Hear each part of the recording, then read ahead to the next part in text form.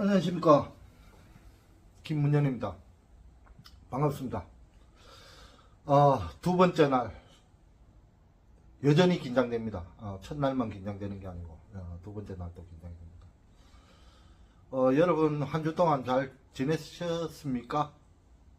안 그래도 그 방송 잘 하시는 분이 저한테 말씀하시더라고요.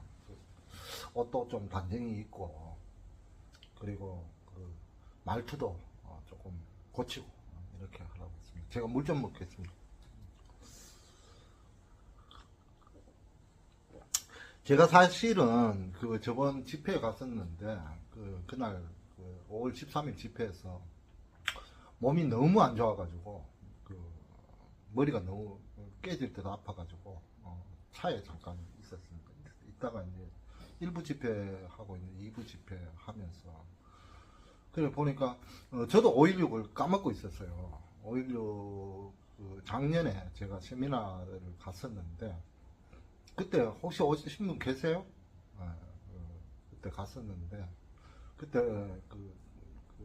발표는 저기 좌승희 박정희 이사단 박정희 재단 이사장님께서 하셨고요. 토론을 저하고 이제 몇 분이 했었는데, 그때 이야기를 조금 하고 오늘 조금 진행을 했으면 싶습니다. 이야기를. 그때 제가 이제 뭐 기억을 완전히는 못 하겠는데, 그때 제목을 이제 5.16 혁명인데,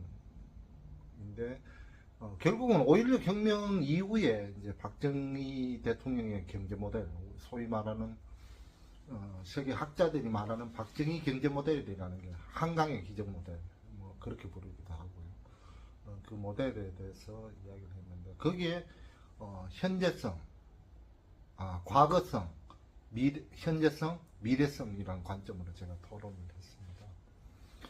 그러면 그때 이제 조금 기억을 해가지고 조금 말씀드리고 진행을 시킬게요. 그래서 그 과거성이라는 거는 뭐냐면 과거의 역사라는 거죠. 5.16이라는 게 1961년도에 일어났죠. 5월 16일 날. 그때부터 1979년 그때까지 이루어지는데, 그 경제 개발 5개년 계획을 통한 그 경제의 기적들이 실질적으로 현재의 우리를 만들었다는 면에서 그 과거 시점, 지금 방송을 듣고 있는 여러분들도 대부분 제가 만나보면 70대, 65세 이상인 분들은 대략적으로 60세 이상만 돼도 대략적으로 그때 그 산업화 시대에 영향을 받았어요. 60대 초반이신 분들은 그때 뭐 제 기억으로 저희 집에도 형님이 계시는데, 그때 이제 여성들 같은 경우는 서무 공장이라든지 전자 부품 공장 이런 데서 일을 하시고, 남자들 같은 경우는 또 다른 그 현대 중공업 조선일이라든지 기계 창원 기계공단이라든지 아니면 또 다른 직업들 서비스업이라든지 그런 데서 이제 종사를 많이 하셨는데, 그런 과정들 속에서 이제 그 생각을 형성하신 분들이 우리 공화당의 주류입니다. 주류, 메인스트림 주류고요. 그분들 생각은 왜 아래 세대들이 우리들을 이해를 못하느냐, 과거의 영광들은 박정희를 버리려고 하느냐, 박정희 대통령을 버리려고 하느냐라는 것들을, 민주화 세대들을, 그 밑에 세대, 제가 이제 민주화 세대 마지막 학번인데요. 68년생이고 대학 학번으로는 1987년에 입학을 했는데, 그때 87년 그 상황들 아시죠? 그 60항쟁 뭐 그래가지고 6.29 선언 뭐 그런 선언들이 있었는데, 어쨌든 저희 세대는 생각이 조금 달라요.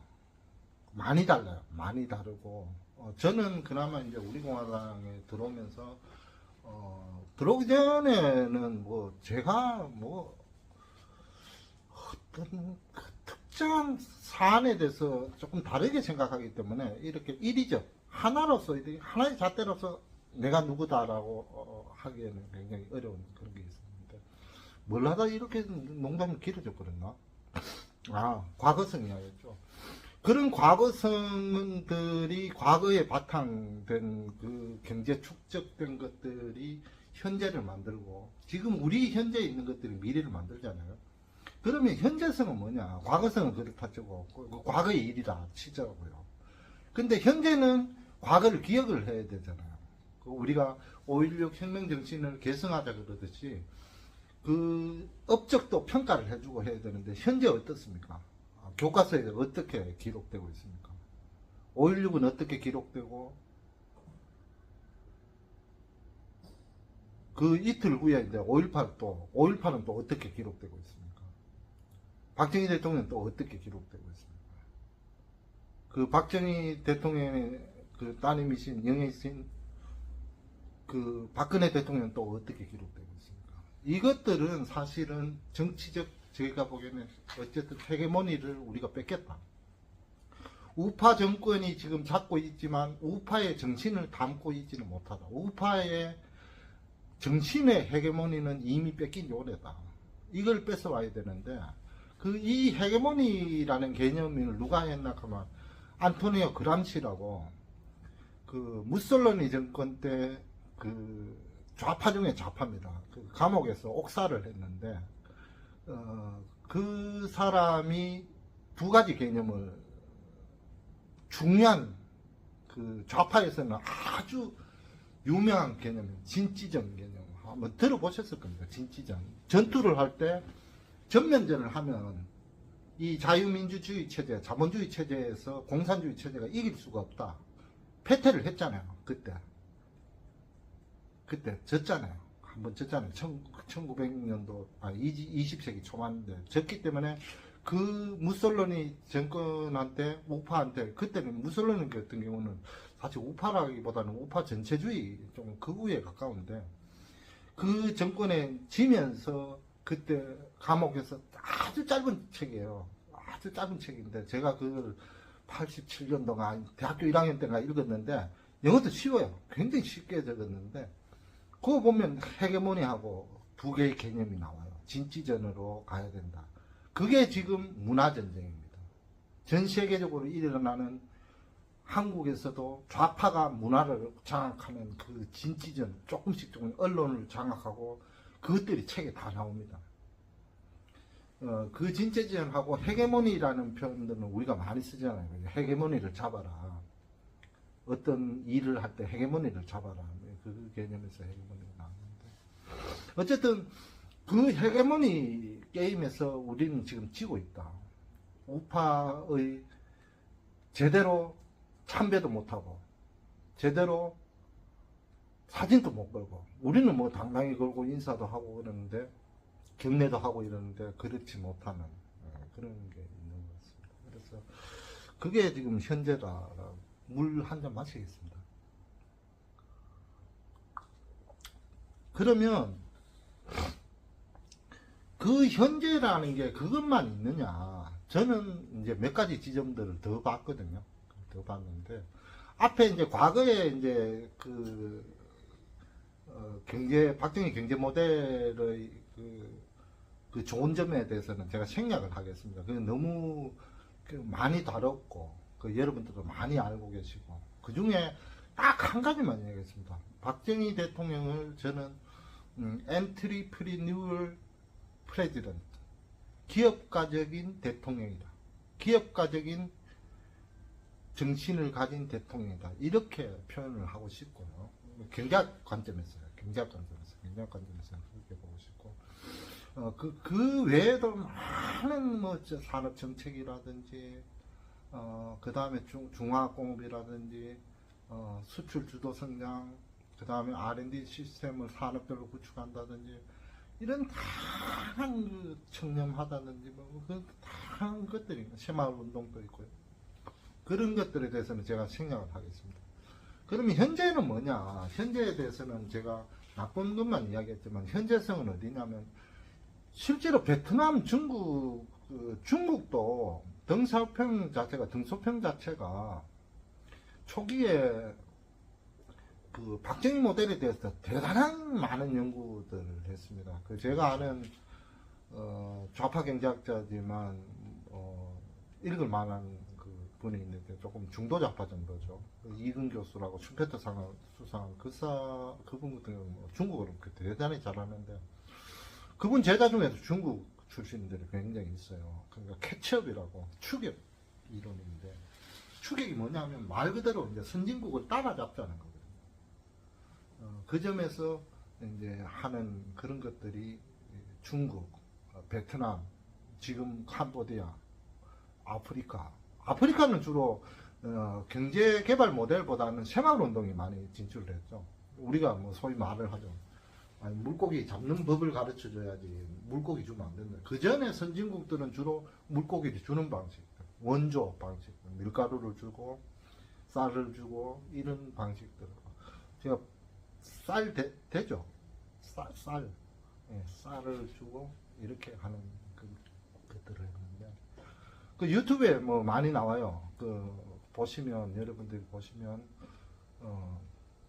거기에서 그 물을 파주고 그 벼를 심는 것들을 몇 년간에 가르쳐주고 거기에 맞는 품종을 개량을 해주고 거기에 또 뭐 감자 뭐 다른 작물들 양파 그 다음에 수박 이런 것들을 고소득 작물들을 기르는 것들 그 다음에 닭을 키운다든지 이런 것들을 전부 다 하고 있거든요. 특히 이제 주로 많이 일하는 데가 세네갈, 케냐 그 다음에 한국에 파병을 한,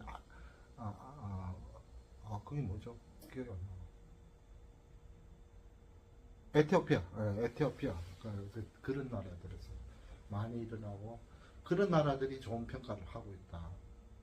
그게 현재성이 아닐까라는 생각이 들고요. 미래성은 우리가 이제 어제 그저께죠. 5월 13일 날 집회에 나왔던 분들은 많이 들으셨겠지만 아니면 유튜브를 보신 분들도 5.16 정신을 계승하자. 저는 명확히 해야 된다고 생각해요. 5.16 정신 중에 무엇이냐. 과연 그 중에 엑기스는 과연 무엇이냐에 대해서는 한번 우리가 제가 이야기했듯이 리더십을 하자는 건지 아니면 반공정신을 하자는 건지 박정희 대통령이 그 말씀을 하시거든요. 그 우리 공화당이 만든 5.16 유튜브에 보면 국방력도 키우면서 경제력도 키우자. 그런데 그 관계에 대해서 너무 잘 아세요. 근데 우리가 국방 군사력을 키우려면 경제가 키우는데 힘을 보탤 수가 없고 이런 모순 관계가 있다라는 말씀을 하세요. 나는 그 말씀을 처음 봤는데 그 장면을 처음 봤는데 깜짝 놀랐어요. 박정희 대통령이 경제학의 기본적으로 가장 핵심적인 개념 상충관계에 대해서 고민들을 하셨는데요. 상충관계는 뭐냐면 하나를 잡으면 하나를 희생해야 된다는 거예요. 그죠? 우리가 뭐 두 가지 일을 하는 사람도 있지만 우리가 아이스크림을 먹으면 밥 먹는 걸 포기를 하잖아요. 그죠? 밥을 먹으면 아이스크림을 제가 비유가 뭐 잘못된지 모르겠습니다. 어쨌든 그런 건데 그래서 저는 이야기를 하다 보면 이렇게 깜빡깜빡한다 뭘 이야기를 했냐 이제 미래성 이야기를 해요.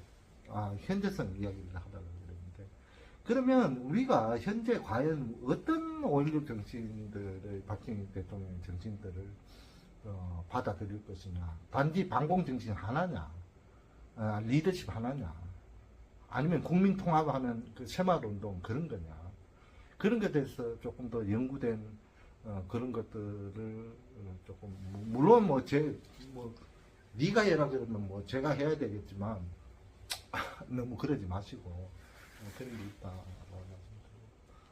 시간이 생각보다 많이 15분 가까이 지났네요. 미래성에 대해서 이야기를 하죠. 미래성은 사실은 저는 그때 이제 토론회에서 뭐라고 이야기했냐면 박근혜 대통령께서 박정희 대통령 모델을 하려고 하셨다. 그게 뭐냐면 자유통일이거든요. 우리가 연방제 통일. 연방제는 아시죠? 그 연방제는 두 체제 일국가입니다. 국가는 하나고 사회주의, 공산주의 하나, 자본주의 하나로 하자. 이렇게 해가지고 될 일이 아니에요. 집안도 두 집안으로 하는데 이 집안, 김씨 집안, 이씨 집안이 합쳐서 이렇게 하나가 누가 통치하고 이렇게 되는 적이 없습니다. 그는 가정 경제도 안 될 뿐더러 국가에서 통일이 저는 그런 식으로 안 된다고 보고 있고요. 어차피 자유통일로 간다면 북한을 잘 살게 만들어야 될 거 아니에요. 지금 서독 동독이 참 본보기가 좋은데 거기도 갈등이 엄청 많았다 그러거든요. 그러면 북한을 단기간에 우리가 했던 한강의 기정 모델처럼 단기간에 올릴 수 있는 방법이 바로 박정희 모델이라는 거죠. 거기에 국민들 새마을 운동을 하고 산업정책을 쓰고 기간산업을 배치를 하고 수출 주도를 하고 이런 박정희 경제 모델을 북한에 적용할 때 북한도 빠르게 한국이 그랬던 것, 대한민국이 그랬던 것처럼 빠르게 올라올 수 있다는 거죠. 그래서 그 미래성들이 있다. 그래서 제가 제목을 아직 여러 개를 한번 생각을 해봤어요. 그게 이제 처음으로 생각한 거는 박정희 경제 모델 세계의 민주주의를 꽃피우다 이렇게 생각했는데 제가 해도 잘 맞는 것 같아요. 그죠? 요쯤으로 끝나고 5.16에 대해서는 뭐 여러분들이 저보다 더 잘 안다고 생각하고 제가 보는 관점에서 경제학적 관점에서 특히 경제학 관점에서 이걸 어떻게 볼 것이냐 요것들은 요쯤에서 하고 조금 원래대로 좀 빠르게 세계는 지금 제가 노트북을 좀 보면서 하겠습니다.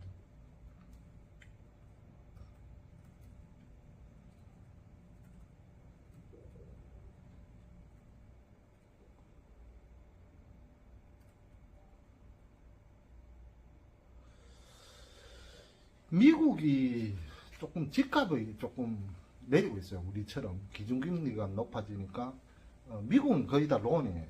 대출이에요. 대출인데 장기 대출이에요. 20년짜리 30년짜리 대출이에요. 그러면 이자율을 약간만 0.1%포인트만 높아져도 집을 구매하는 욕구가 떨어져요. 우리같이 최소 뭐 돈을 50% 갖고 60% 갖고 10억 같으면 뭐 5억을 갖고 집 사고 이렇게 안 해요.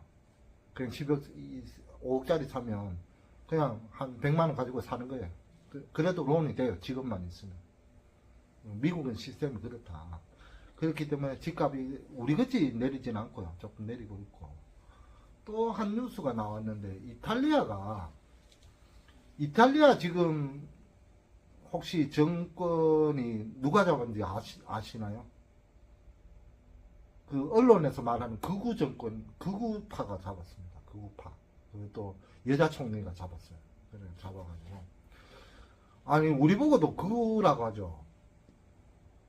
극우는 기준을 똑같이 해야 돼요. 극우는 그게 아니에요. 극우는 기본적으로 두 가지가 있어요.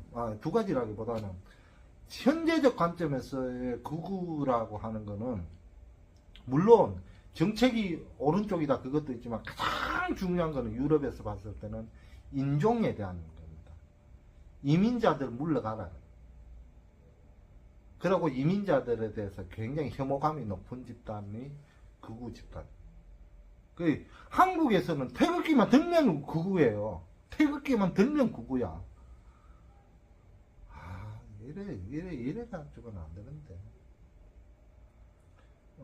그 총리 이름이 조르자 멜로니. 그쪽에서는 굉장히 유명하고요. 그 다음에 인도네시아 이야기를 좀 해볼게요. 그 미국 이야기를 하냐. 그러니까 미국 망한다 하는 게 유튜브 요즘 굉장히 많은데, KBS 라디오도 보면, 미국 방법이 없다. 이런 제목을 따는데, 미국 방법이 있습니다. 방법이 있고, 우리가 미국 연예인 걱정하지 말라 그러듯이, 미국 걱정 하시면 안 됩니다. 그냥 미국 그냥 놔둡니다. 부도 안 갑니다. 그 부도가 난다면 그냥 의회 지금 민주당 공화당끼리 합의가 안 이루어지는 겁니다. 그냥 그거지 나라가 잘못돼서 부도가 가는 게 아니고 국회에서 비준을 안 해주는 겁니다. 그렇게 보여. 인도네시아가 인구가 제가 알기로 한 3억 가까이 되는데 넘지 싶어요. 정확한 통계는 제가 살펴봐야 되는데 그건 놓쳤습니다. 근데 인도네시아가 한국이 이렇게 저출산으로 가면요 2000 몇 년? 2050년? 잡힌대요. 우리가 그렇게 뭐 저 알로 봤던 인도네시아한테도 이제 잡히게 됐어요. 대만한테 잡혔다 그랬죠. 1인당 GDP가 뭐 즐거워할 일은 아닌데 어쨌든 한국 정신 차려야 된다. 한국 경제 정신 차려야 된다. 정신 차리는 방법에 대해서는 제가 오늘 또 이야기하겠지만 조금씩 늘려나가는 형태로 하겠습니다. 지금은 조금 그런 식으로 하고.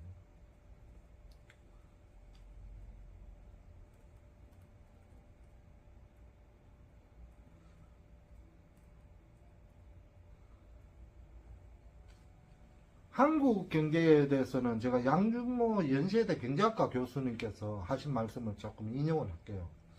법인세 어려움이 당분간 지속될 것으로 보이고 자산시장 역시 거래가 잘 이루어지지 않고 있다. 어느 세목 하나 늘어나기를 기대하기 어렵다. 이 말이 뭐냐면 법인세를 약간 낮췄잖아요. 그 낮춘 것하고 그 다음에 장사가 안 되니까 법인들이 세금이 적게 낼 거 아니에요. 그 다음에 주식시장도 거래세가 적죠. 그 다음에 부동산 시장도 가격이 낮아졌으니까 종부세도 낮아지고 취득세도 낮아지고 거래세도 낮아질 거 아니에요. 모든 세수가 줄어들고 있다는 거예요. 이걸 좌파들이 굉장히 비판하는데 우파 입장에서는 이거는 어쩔 수 없는 상황으로 볼 수밖에 없어요. 어쩔 수 없는. 그렇다고 세금을 높이는 좌파 방식은 맞지 않다고 보거든요. 세금을 낮춰서 그나마 그 낮춘 부분에 대해서 소비로 가도록 이렇게 만드는 것이 바른 길이다. 이렇게 보시면 돼요. 그래서 지금 김남국 코인 때문에 여러 이야기를 했죠. 저번에 제가 이야기를 했죠. 제가 잠깐 그때 뭐 김남국이 개인의 이야기는 안 하고 했는데 그동안 뉴스가 이번 주에 많이 떨어졌습니다. 많이 나왔던데 거기 보면 김남국 의원입니까? 무소속으로 이제 탈당했는데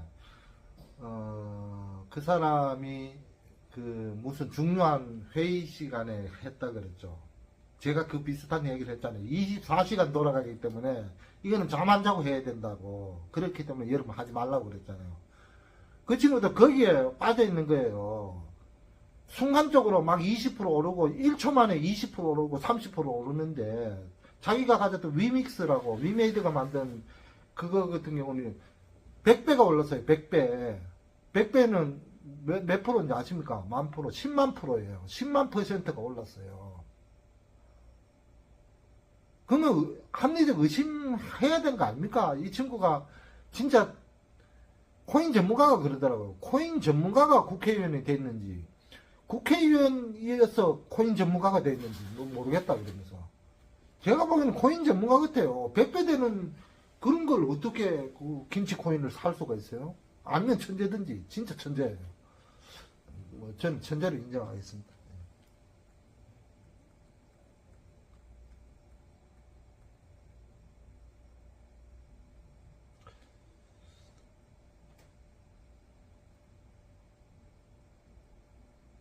이제 요까지 제가 이제 이슈에 대해서 조금 이야기를 하고 하나 더 이야기를 이제 조금 국회는 지금 뭘 하고 있느냐 한 가지 잘한 거 이야기를 해줄게요. 잘한 거가 국가전략기술 육성에 관한 특별법을 만들었습니다.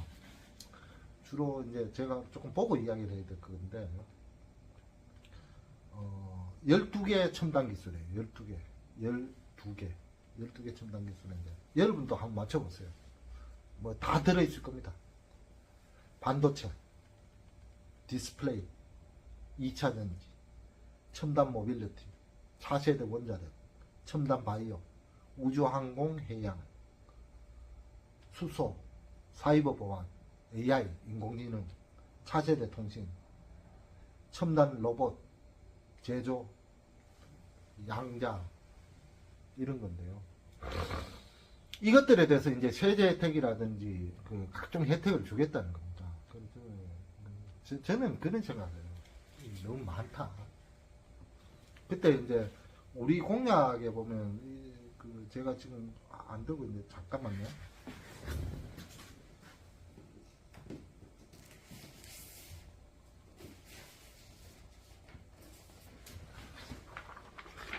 아, 죄송합니다. 제가 자리를 잠깐 비웁니다.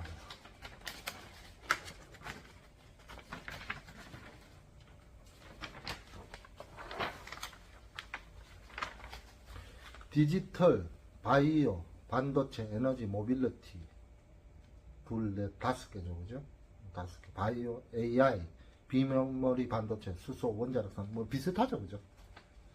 근데 중요한 건 우리가 문제했다는 겁니다. 2020년 같은 경우는 저는 출사표에 그 이야기를 했어요. 딱 두 개 맞아. 인공지능과 바이오 맞아. 그때 뭐 문구가 제가 정확히 생각은 안 나는데 뭐 소득 주도 성장을 하지 말고 마지막에 AI와 바이오에 집중하자 그렇게 했는데 지금 이게 이제 하나씩 보면 이제 반도체 같은 경우 지금 수출액이 떨어지면서 한국 경제가 굉장히 지금 어려움을 겪고 있잖아요. 그것들이 이제 가장 중요한 게 팹리스의 부족입니다. 팹리스. 팹리스 그런 게 뭐냐면 공량이 없는 랩, 연구실에서만 있는 디자인 하는 거예요. 반도체 디자인. 그리고 반도체 디자인 한다고 해서 뭐, 디자인 하는 게 아니고요. 설계를 한다는 거예요. 설계 업체예요. 그게 ARM이라고 영국 업체가 있습니다. 그게 세계적인 업체예요. 그 업체, 그 특허를 다 들고 있어요. 그 특허비 삼성이 엄청나게 내고 있어요. 그때 삼성전자가 ARM을 인수하려다가, 그때 좀 협상이 결렬이 됐습니다. 그건 아마 이제 돈 문제일 건데, 가격 문제 때문일 건데. 어쨌든, 그처럼 팹리스를 우리가 조금 등한시했는, 비메모리도 있지만, 팹리스 꼭지점에 있는 구상, 생각하는 머리를 다 뺏겨버렸다. 두 번째 없는 게 뭔지 아세요? 장비. UAV. 제가 그 정확한 철자 나중에 댓글로 한번 알려주세요. 그 ASML이라고 그 네덜란드 업체가 그걸 잡고 있습니다. 제가 정확한 표현은 모르겠는데 어쨌든 레이저를 통해서 아주 미세 공정을 하는 그것들을 만드는 기계, 그걸 지금 미국에서 인플레이션 감축법, 인플레이션 리덕션 액트 법에서 그 중국 수출을 막아버리고 있어요.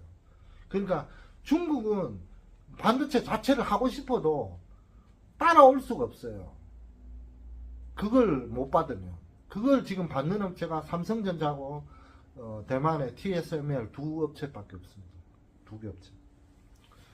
이제 그런 지금 그 반도체인데, 그 반도체 이제 두 가지를 제가 문제점을 이야기했죠. 하나는 팹리스 업체를 우리가 등한시했다. 두 번째는 장비 업체 중에 고급 장비 업체가 없다. 밑에 내려가면 메모리 치중이에요. 메모리. 그 컴퓨터의 메모리, 기억하는 것밖에 없어요.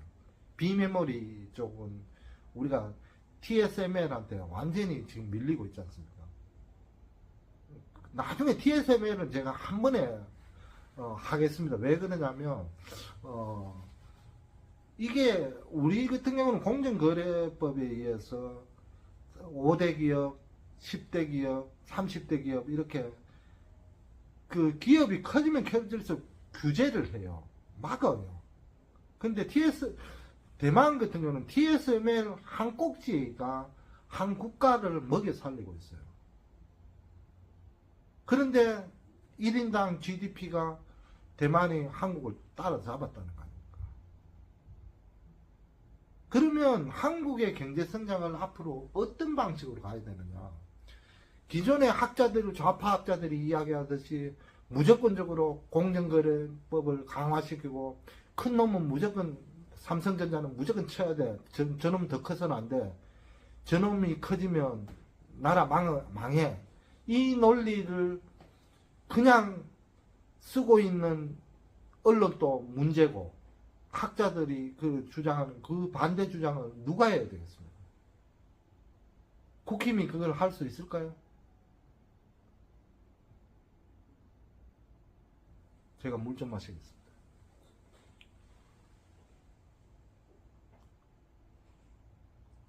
그래서 이거는 그나마 잘했는데 그 반도체 특별법이라고 있습니다. 그게 지금 통과 안 되고 있는데 그게 이제 양양재 의원이라고 혹시 아세요? 아시는 분?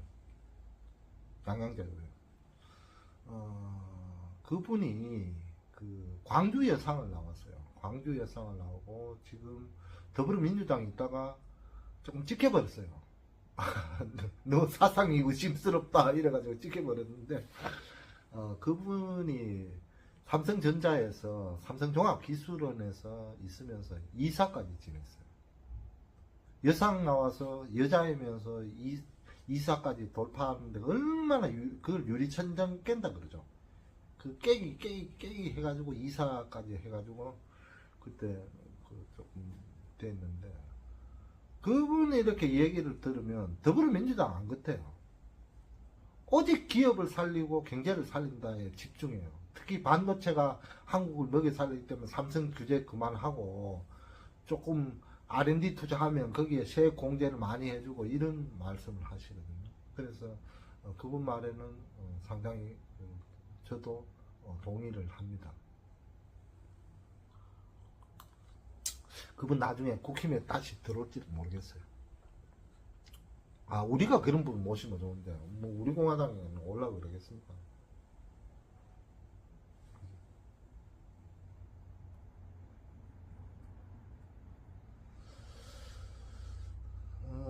지금 제가 몇 가지 스킵하다 보니까 생각보다 빨리 진도를 나갔어요. 생각보다 빨리 진도를 나갔는데 오늘 저걸 조금 해볼게요. 경제 용어에 대해서 아주 기초적인 거. 아까 제가 하나 경제학 개념에 대해서 중요한 개념에 대해서 이야기했는데 혹시 기억나는 거 있습니까? 한번 적어보세요. 그 박정희 대통령 그 5.16 혁명 이야기하면서 제가 하나 이야기합니다. 상충관계, 트레이드 오프 하는 거죠. 하나를 얻으면 하나를 잃어야 된다. 하나를 그게 이제 누가 그 가장 주장을 냈냐면 오쿤이라고 약간 중도 좌파기도 하고 약간 중도 성향이에요. 그분이 물가 상승률하고 실업률 간의 관계. 지금이 그 상황이에요. 가만히 생각해 보세요. 물가를 잡으니까 물가를 내려오니까 어떻겠습니까? 경기가 침체가 되죠. 실업률이 늘어날 거 아니에요. 그렇다고 실업률을 가만히 놔두고 경기를 좋게 하니까 물가가 오를 것 같아요. 지금이 그런 상충관계가 있다는 걸 보여주는 게 지금의 상황이에요. 지금 세계 경제 상황이고. 근데 장기적으로 보면 그 관계가 없을 수도 있다 그러는데 단기적으로는 무조건 존재를 해요. 이건 무조건 법칙이에요. 그냥 오쿤의 법칙 그래요. 우리가 뭘 할 때 법칙, 로우 하는 거는 어떤 상황에서든지 성립한다라고 할 때 로우입니다. 경제학에는 법칙이 별로 없어요. 왜냐하면 상황에 따라 달라지기 때문에 그런 면이 있는데 어쨌든 그런 측면이 있고요. 기회비용에 대해서 opportunity cost가 있는데 이게 가장 기본적인 겁니다. 기본적인 건데 여러분들도 한번 지금 시청하고 계시는 분들은 다른 기회 opportunity가 많았죠. 뭐 산에 간다든지 뭐 잔다든지 TV를 본다든지 다른 유튜브 방송을 본다든지 그런데 그것을 선택하지 않는 이유가 뭐예요? 지금 우리 공화당 라이브 똑똑톡톡톡톡 김문현 박사의 시사 경제를 보는 게 가장 내한테 많은 것을 준다고 느끼기 때문에 여기 있는 거 아닙니까? 아, 그거 아니에요. 그냥 뭐 귀찮아서 자는데 옆에 틀어놓은 그런 분은 거의 우리 공화당에 안 계시라고 생각하고, 그렇다고 생각합니다. 그걸 기회비용이라고 해요. 그러니까 반대로 생각하면, 지금 우리 공화당 라이브 아니고 등산을 갔다 그러면, 내가 우리 공화당 라이브 하는 게 가장 효용이 큰데, 그게 비용이 크죠. 그러니까 내가 등산을 안 가고 다시 이걸 선택하는 거예요. 우리 공화당 라이브.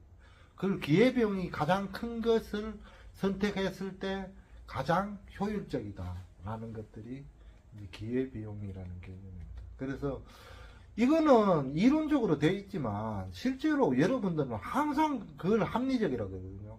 항상 합리적으로 행동하세요. 제가 보기에는. 특히 태극기 집회 나오는 친구분들은 태극기 집회가 가장 인생에서, 그리고 개인에서, 국가를 위해서 가장 효용을, 그걸 선택 안 하면 기회비용이 가장 큰 거고요. 그런데 여기서 하나는, 우리 공화당 분들은 저는 이기심으로만 이야기를 설명을 했거든요. 인간은 이기적이다 그러는데 이타심이 있는 것 같아요. 국가, 애국심, 그 애국심이라고 그러죠. 저는 뭐 애국심이라는 용어를 저한테 쓰면 굉장히 부담스러워요. 나는 뭐 애국한 적도 없는데 뭐 자꾸 애국을 한다 그러면 나라를 위한 자꾸 부담스러운데, 제가 여러분들을 평가할 때는 애국심이 매우 있다, 이렇게 그게 하나의 올트루이즘 그러죠. 그러니까 에고이즘이 아니고 올트루이즘. 그러니까 다른 상대방을 생각하는, 아니면 더 큰 목적을 생각하는, 국가를 생각하고 국가의 미래를 생각하고 이런 거죠. 아까 트레이드오프에서 이제 우리가 정책을 하면서 사실 현재와 미래의 선택, 트레이드오프도 있어요. 그러니까 박정희 대통령의 아까 정신을 계승하자는 것 중에 저는 그 하나의 핵심이 새마을운동 뭐 이런 것도 있지만, 리더십 이런 것도 있지만, 중요한 하나가 미래를 지향한다는 거죠. 현재가 아니고. 그 지향점이, 물론 요즘 뭐 유튜브에 보면 지금 현재를 가장 즐겁게 살아야 된다. 그건 맞아요. 맞는데 국가의 정책들은 미래지향적이에요. 미래 세대를 바라보고 해야 돼요. 현재 우리가 나서자 그러면 안 돼요. 제가 노르웨이 이야기를 한번 했나요? 노르웨이 산유국인데 거기 국부펀드 이야기만 했죠. 근데 그 친구들 왜 국부펀드를 운영하는지 아세요? 석유가, 천연가스가 고갈되었을 때 우리 미래 세대들이 뭘 먹고 살 거냐, 그때를 위해서 돈을 축적해두면 그 친구들이 알아서 산업을 발전시키고 공장을 짓고 또 다른 경제 활동을 하면서 세계 경제에서 역할을 할 거 아니냐, 이렇게 본다. 굉장히 미래지향적 아닙니까? 그죠? 그래서 그 나라는 공식적으로 1인당 GDP가 10만 달러 정도인데 실질로는 뭐 20만 달러 넘는다는 소리도 있어요. 그러니까 부자가 더 미래를 생각하는 거예요. 그거고요. 제가 공약 하나를, 안 그래도 다른 분들이 이제 마지막으로 공약 하나 정도는 제가 몇 개는 읽어주면서, 아까 한두 개는 읽었는데 제가 하면서 조금 재밌는 걸 한번 해볼게요. 우리 문재인 정권의 정책 중에 가장 생각나는 건 뭡니까? 한번 적어보세요. 네, 소득주도 성장 정책이죠. 거기에 대신해서 제가 만든 게 지식주도 성장 정책. 지식주도 성장. 이걸 R&D 주도 성장 정책, 연구개발 주도 성장 정책이라고 바꿔도 무방합니다. 기술 주도 성장 정책이라고 해도 무방합니다. 근데 이 많을 거겠죠. 이렇게 주장하는 사람이. 문구로서는 거의 본 적이 없어요, 제가. 그러면 윤석열 정권의 그 정책은 뭐냐? 수출 주도 정책 혹은 투자 주도 정책이죠. 그런데 앞으로 시대가 단지 수출 맞아요. 우리가 수출 입국이니까 수출 맞고 다 맞는데 그걸로는 안 된다는 거죠. 더 나아가 그 밑바탕에 있는 지식, 인재를 키우고 기술로서 거기에 특히 AI와 바이오로 가는 시대에서는 아까 뭐 12개 했는데 뭐 그런 속에서는 핵심적으로는 그런데 투자하는 거, 투자 받는 게 문제가 아니라 기업들을 키우는 게 문제가 아니라 더 크려면 거기에 들어가는 기술을 가르치고 어떻게 육성시키고 성장시키고 하는, 축적시키고 하는 게 더 중요하다. 차이를 알겠어요?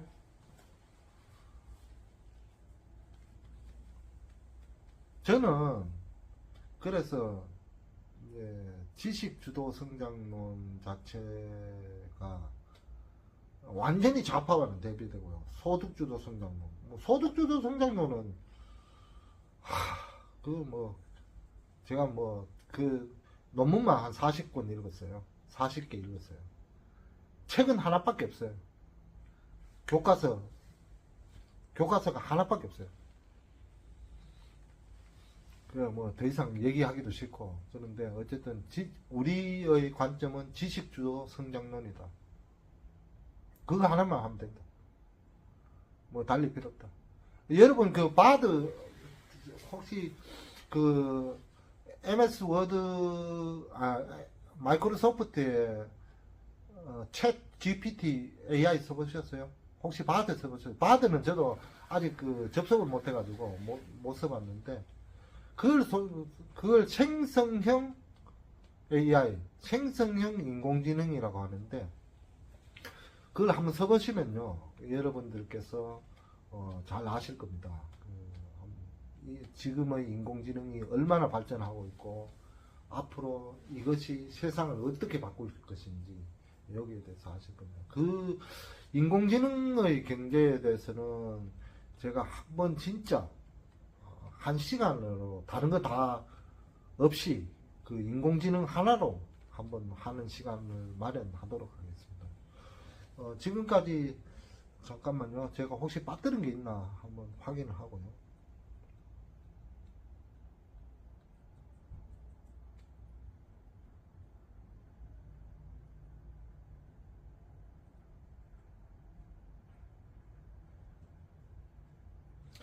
예, 그 특별히 없는 것 같습니다.